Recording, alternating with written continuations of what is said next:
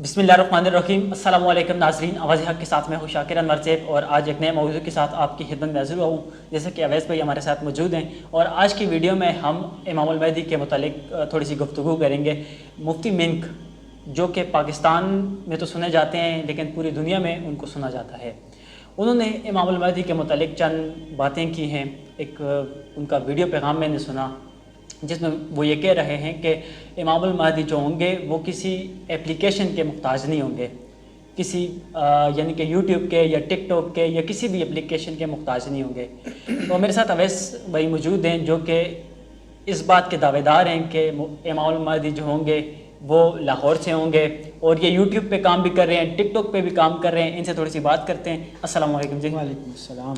Sir आपका क्या मौक़िफ़ है? सर वो इतने बड़े मुफ्ती आज़म हैं, उनको मुफ्ती आज़म लोग मानते हैं और पूरी दुनिया में लोग उनको सुनते हैं, तो वो ये बात कह रहे हैं कि वो यूट्यूब से इमामुल महदी सहारा नहीं लेंगे दुनिया में आने का और अपनी हुकूमत कायम करने का, ना टिकटॉक का सहारा लेंगे। तो आपका क्या मौक़िफ़ है सर?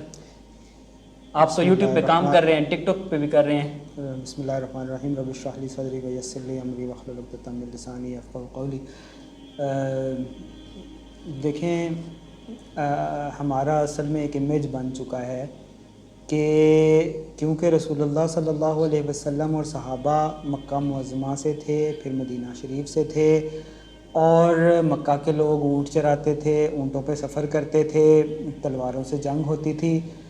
तो हमारा एक इमेज बन चुका है कि अब इमाम महदी आए, हज़रत ईसा अलैहि सलाम आए, वो तलवार से ही जंग करेंगे, वो घोड़े पे ही सफ़र करेंगे। ये एक इमेज बन गया है हमारा फॉर सम रीज़न।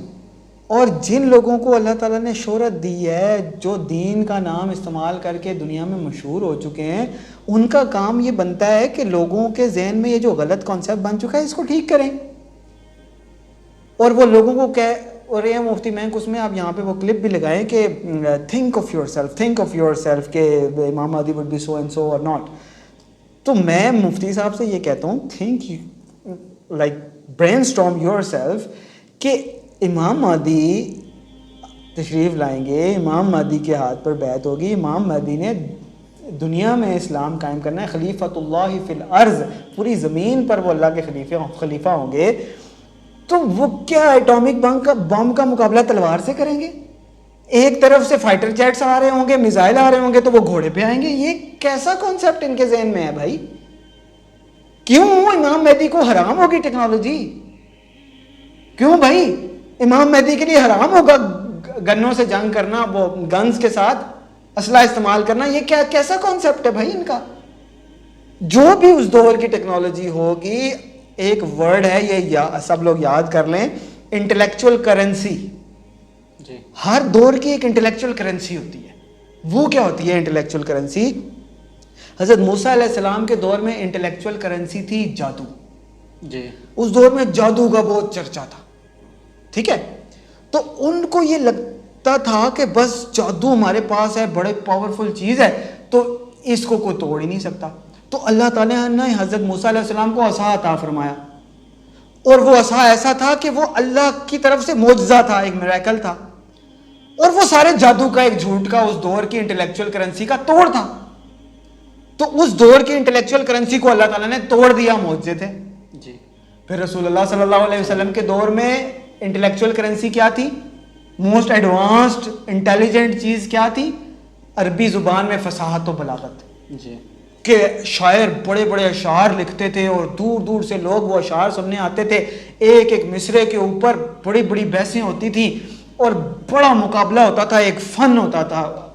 तो अल्लाह ताला ने रसूलुल्लाह सल्लल्लाहु अलैहि वसल्लम को कुरान अता फरमाया कि जो उस दौर की इंटेलेक्चुअल करेंसी के मुकाबले में अल्लाह ताला की तरफ से एक मौजज़ा था कि इन्ना अतैना कल कौसर फसल्लि लिरब्बिका वन्हर इन्ना शानिअका हुवल अब्तर। ऐसा अल्लाह ताला ने इसके अंदर फसाहत और बलागत रखी कि वो शायरी नहीं थी मगर शायरी इसके आगे कुछ भी नहीं थी। हर दौर में हज़रत दाऊद अलैहिस्सलाम के दौर में दो फौजें लड़ रही हैं, तालूत और जालूत की फौजें। तो दाऊद अलैहिस्सलाम वो दूर से वो अपना हथियार इस्तेमाल करते हैं और वो काफिरों का जो सरदार होता है, वो सपा सलार होता है, वो मर जाता है, मुसलमानों को फतह होती है। अल्लाह ताला उस दौर की मोस्ट एडवांस चीज़ لوہا اور زریں بنانا, زنجیریں بنانا ایک بڑی پاورفل اور ایڈوانس چیز تھی اس دور میں. تو اللہ تعالیٰ نے حضرت داؤد علیہ السلام کو معجزہ عطا فرما دیا کہ ان کے ہاتھ میں لوہا بالکل پلے ڈو کی طرح وہ نرم ہو جاتا تھا, آٹے کی طرح, اور اس کو کہیں بھی موڑ دیتے تھے اور وہ پھر وہاں پہ جم جاتا تھا. اللہ تعالیٰ نے معجزہ عطا فرما دیا. پھر یہی نہیں, ان کے بیٹے سلیمان علیہ السلام کو اللہ تعالیٰ نے ایسا تخت عطا فرما دیا کہ وہ ہوا کے دوش پہ اڑتا جاتا تھا اور پرسکون پرواز لیتا تھا. موسٹ ایڈوانس چیزیں اللہ تعالیٰ نے ہمیشہ اپنی طرف سے بھیجے گئے بندوں کو, رسولوں, نبیوں کو دی ہیں. رسول اللہ صلی اللہ علیہ وسلم کے اوپر نبوت کا دروازہ ختم ہو گیا, بند ہو گیا. اب کسی نبی نے نہیں آنا, لیکن رسول اللہ صلی اللہ علیہ وسلم نے بتا دیا کہ ہم تمہارا معاملہ بھی ویسے ہی ہوگا جیسے بنی اسرائیل کا تھا. جی. تو بنی اسرائیل میں بار بار انبیاء آتے تھے, تو ہماری امت میں علماء, فقہاء, مجددین آتے ہیں, امام مہدی بھی انہی میں سے ہوں گے. ان کے پاس بھی موسٹ ایڈوانس ٹیکنالوجی ہوگی. Think of yourself, it's common sense dear Mufti مہنگ, اٹس کامن سینس کہ اس دور, رسول اللہ کے دور میں جو بھی مینز تھے اس سے موسٹ ایڈوانس طریقے سے اسی سے میسج پھیلا. خط لکھے جاتے تھے, وہ کیا کہتے ہیں, ایلچی بھیجے جاتے تھے, تو وہ بھیجے رسول اللہ صلی اللہ علیہ وسلم نے. وہ چیزیں تو اللہ تعالیٰ کی طرف سے ہوتی تھی. ٹھیک ہے. اسی طرح حضرت سلیمان علیہ السلام کے دور میں جو چیز تھی وہ انہوں نے استعمال کی, حضرت داؤد علیہ السلام کے دور میں جو چیز تھی وہ انہوں نے استعمال کی. تو اسی طرح جب امام مہدی کا دور ہوگا تو اس دور میں جو بھی مینز اویلیبل ہوں گے اسی سے ان کا میسج پھیلے گا. It's common sense. یعنی کہ ٹک ٹاک سے اور یوٹیوب سے. تو ٹک ٹاک پہ کیا, ٹک ٹاک کے اوپر اگر کسی نے پوسٹ کر دیا ویڈیو تو کیا منع ہو گیا؟ اگر مفتی بینک کی ویڈیو ٹک ٹاک پہ پوسٹ ہو سکتی ہے تو انسٹاگرام پہ پوسٹ ہو سکتی ہے. وہ انسٹاگرام پہ لائیو آ کے امام مہدی کی مخالفت کر سکتے ہیں, تو امام مہدی کی ویڈیو کوئی کیوں نہیں ڈال سکتا؟ وہ خود ڈالیں یا نہ ڈالیں یہ ایک الگ بحث ہے. مخالفت تو نہیں کی, یعنی کہ انہوں نے صرف یہ کہا, انہوں نے سیدھا کہا ہے کہ محمد قاسم نے امام مہدی ہونے کا دعویٰ کیا ہے. یعنی کہ یہ انہوں نے ایک بات یہ کی ہے, یہ بات تو آپ کہہ رہے ہیں کہ محمد قاسم امام مہدی ہے نا. مفتی مینک نے یہ جھوٹ بولا ہے نا کہ محمد قاسم نے امام مہدی ہونے کا دعویٰ کیا ہے, حالانکہ محمد قاسم نے نہیں کیا. دوسری بات انہوں نے یہ کہہ دی کہ دین کا یہ خود کو وہ بڑا وہ سمجھتے ہیں, ٹھیکیدار سمجھتے ہیں. انہوں نے دوسری بات یہ کر دی کہ Imam Mahdi will not need to be using Instagram, TikTok اور یوٹیوب. کیوں بھائی؟ وجہ بتائیں نا کہ امام مہدی کے اوپر حرام ہوگی. پہلی بات یہ کہ وہ امام مہدی خود یوز پتہ نہیں کر بھی رہے ہیں یا نہیں. میں کر رہا ہوں بھائی, میں تو امام مہدی نہیں ہوں نا. ان کا میسج کوئی بھی لے کر جائے, استعمال کرے, پھیلائے, وہ تو جو بھی پلیٹ فارم ہوگا اس کے اوپر جائے گا نا. چاہے وہ عیسائیوں کی بنائی ہوئی چیز ہو, یہودیوں کی بنائی ہوئی چیز ہو, کوئی بھی پلیٹ تو فارم. کیا مسلمانوں نے تلواریں نہیں خریدی کفار سے؟ خود بناتے تھے ساری تلواریں.